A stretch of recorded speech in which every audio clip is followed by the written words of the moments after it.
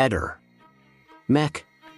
Pallister. Il mistero della morte di Liliana Resinovic, tra nuove ipotesi e attesa per la superperizia. Per Claudio Sterpin, amico speciale di Liliana Resinovic, non ci sono mai stati dubbi, la donna non si sarebbe tolta la vita, ma sarebbe stata brutalmente aggredita prima di essere soffocata. In una recente intervista rilasciata a Pomeriggio 5 il 28 febbraio, l'uomo ha ribadito la sua convinzione, avanzando un'ipotesi inquietante. Lily sarebbe stata pestata prima da qualcuno e poi soffocata probabilmente con un cuscino. Sterpin non si limita a questa affermazione, ma sottolinea un dettaglio che considera cruciale. Dalla casa di via Verrocchino, dove la donna viveva con il marito Sebastiano Visintin, sarebbe scomparso proprio un cuscino dalla camera da letto matrimoniale. Non lo si è più visto nelle riprese fatte nella casa di Liliana, ha dichiarato, precisando che il cuscino, presente nei primi 2 mesi dopo la scomparsa, sarebbe poi stato sostituito da un altro di forma diversa. Questa è una mia ipotesi e la do intera alla procura per un controllo, ha aggiunto, suggerendo che l'oggetto possa essere stato utilizzato per soffocare la donna. Mentre le dichiarazioni di Sterpin sollevano nuove domande, gli inquirenti sono in attesa dei risultati della superperizia medico-legale condotta dall'anatomopatologa Cristina Cattaneo, il cui deposito era previsto per il 28 febbraio.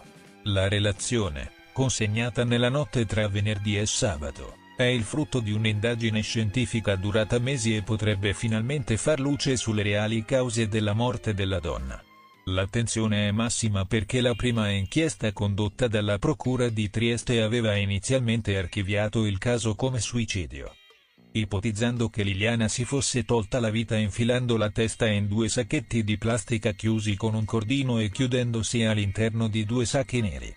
Una modalità che sin da subito ha destato scetticismo tra i familiari della vittima, in particolare il fratello Sergio Resinovic, che si è sempre battuto per la riapertura delle indagini. Dopo l'opposizione dei parenti, il corpo della donna è stato riesumato nel febbraio 2024 per consentire ulteriori accertamenti. Oltre alla professoressa Cattaneo, alla perizia hanno partecipato anche i medici legali Stefano Tambuzzi e Biagio Eugenio Leone, oltre all'entomologo Stefano Vanin, esperti incaricati di valutare con metodi avanzati lo stato di conservazione del corpo e le eventuali lesioni presenti. Uno degli aspetti più controversi riguarda proprio l'epoca del decesso. La donna è stata trovata cadavere 3 settimane dopo la scomparsa, il 5 gennaio 2022, nel boschetto vicino all'ex ospedale psichiatrico di Trieste. Il corpo, però, non mostrava i tipici segni di decomposizione attesi per un cadavere rimasto esposto agli agenti atmosferici per così tanto tempo. Questo dettaglio ha alimentato una nuova e inquietante ipotesi. Liliana potrebbe essere stata conservata a basse temperature e poi spostata nel luogo del ritrovamento poco prima della scoperta del cadavere. Secondo indiscrezioni riportate da Trieste Today e Il Gazzettino, la seconda autopsia avrebbe rivelato segni di asfissia compatibili con un soffocamento indotto da terzi, e non con un suicidio. Si parla della possibilità che la vittima sia stata soffocata con un cuscino o strangolata con un avambraccio, e che la modalità della morte sia stata camuffata per depistare le indagini. Ulteriori analisi hanno rilevato una frattura alla vertebra T2, sfuggita ai primi esami, oltre a una lesione allo sterno e un danno subpleurico ai polmoni. Il dottor Mauro Bacci, consulente della famiglia Resinovic, ha sottolineato che una lesione vertebrale difficilmente può essere accidentale, suggerendo che possa trattarsi di un segno di aggressione. Anche il generale Luciano Garofano, ex comandante del RIS e consulente di parte del vedovo Sebastiano Visintin, ha parlato di un altro elemento cruciale: l'analisi del microbiota. Grazie a studi sperimentali condotti negli Stati Uniti, è stato individuato un germe che si sviluppa solo a basse temperature, suggerendo che il corpo di Liliana sia stato conservato in un ambiente freddo e poi trasferito nel boschetto non più di 12 ore prima del ritrovamento. Questo dato contrasta nettamente con gli esiti della prima perizia, ha dichiarato Garofano a Quarto Grado. Se confermato, significherebbe che la Resinovic non sarebbe morta subito dopo la scomparsa, ma sarebbe stata tenuta altrove per giorni, se non settimane, prima di essere abbandonata nel luogo del ritrovamento. Anche il dottor Vittorio Fineschi, altro consulente della famiglia, ha evidenziato come le piccole lesioni sul corpo possano avere un rilievo importante. Non sono ferite mortali, ma possono essere il segno di una colluttazione o di una violenza subita prima della morte. Un caso ancora aperto. Chi ha ucciso Liliana Resinovic? Nonostante gli elementi emersi finora, l'inchiesta è ancora in una fase delicata. Dopo il deposito della perizia, si attende la nomina di un nuovo sostituto procuratore, che prenderà in carico il caso dopo il trasferimento del PM Maddalena Chirgia ad altro incarico. Ciò che appare sempre più evidente è che l'ipotesi del suicidio vacilla sotto il peso delle nuove evidenze. L'assenza di tracce ematiche o impronte sui sacchetti di plastica trovati sulla testa della vittima, il dettaglio del cuscino scomparso. Le lesioni compatibili con un'aggressione e i risultati del microbiota delineano un quadro che sembra sempre più indirizzarsi verso l'omicidio. Resta però da chiarire un punto fondamentale: chi avrebbe ucciso Liliana Resinovic? E soprattutto, perché?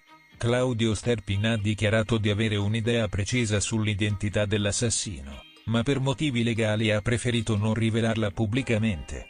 Nel frattempo, le nuove prove raccolte potrebbero finalmente portare a una svolta in quello che rimane uno dei casi più misteriosi e controversi della cronaca nera italiana degli ultimi anni. Negli ultimi anni, la ricerca sul microbiota ha offerto nuove prospettive nel campo della medicina forense. Una delle tecniche emergenti è l'uso del microbiota per stimare il tempo trascorso dalla morte, noto anche come post-mortem interval. Questo metodo si basa sull'osservazione dei cambiamenti delle comunità microbiche che popolano il corpo umano dopo la morte. Dopo il decesso, il microbiota del corpo inizia a cambiare attraverso fasi prevedibili. Questi cambiamenti sono influenzati da vari fattori, come la temperatura, l'umidità e il luogo del decesso, ma seguono generalmente un cronoprogramma che può fornire indicazioni temporali. Studiando la composizione a specifici intervalli di tempo post-mortem, gli scienziati possono migliorare la precisione delle stime del PMI. Differenza tra microbiota e microbioma. Microbiota si riferisce alla comunità di microrganismi viventi che abitano specifiche parti del nostro corpo e dell'ambiente. Include batteri, virus, funghi e altri microrganismi presenti in una particolare nicchia ecologica, come il tratto intestinale umano, la pelle, la bocca, eccetera. Microbioma. Questo termine indica l'intero set di geni contenuti nei microrganismi della comunità del microbiota. Include non solo gli organismi stessi, ma anche il loro materiale genetico e le interazioni con l'ambiente e l'ospite. Il microbioma rappresenta la somma delle funzioni genetiche e metaboliche che i microrganismi possono svolgere in un determinato habitat.